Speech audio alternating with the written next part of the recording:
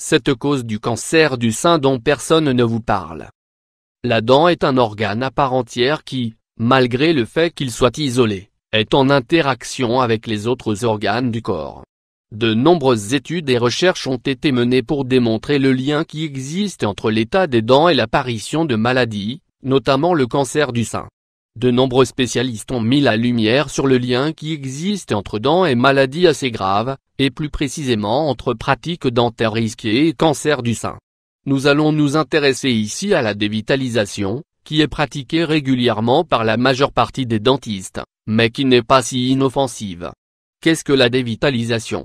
Les dents sont les éléments les plus solides de tout le corps, dont les racines pénètrent dans la mâchoire et sont maintenues grâce au ligament parodontal.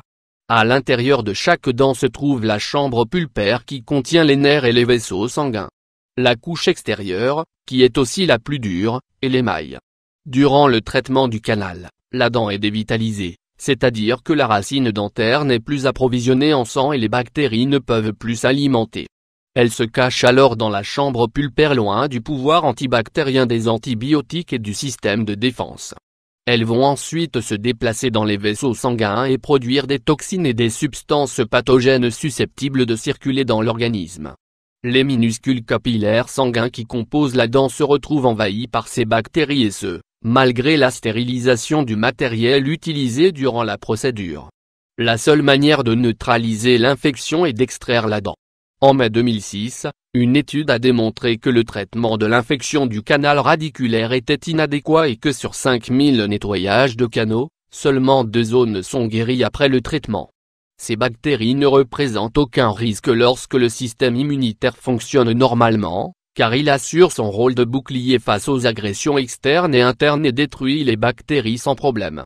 En revanche, à partir du moment où le système de défense est affaibli par une infection, une maladie, un accident ou même de l'anxiété, les bactéries arrivent alors à se frayer un chemin vers un tissu, une glande ou un organe tel que le sein.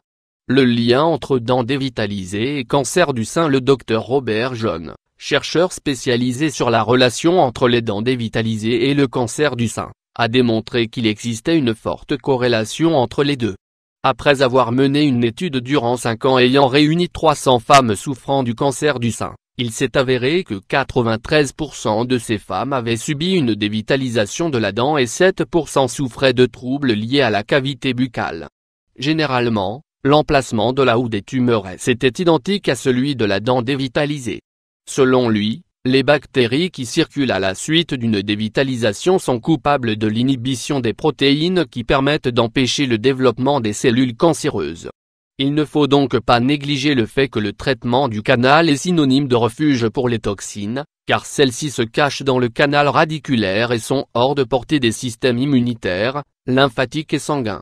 Même si les bactéries présentes dans l'organisme sont neutralisées, à partir du moment où celles qui prolifèrent dans les dents ne sont pas éliminées, elles profitent de la moindre occasion pour sortir de leur cachette et se propager dans l'organisme.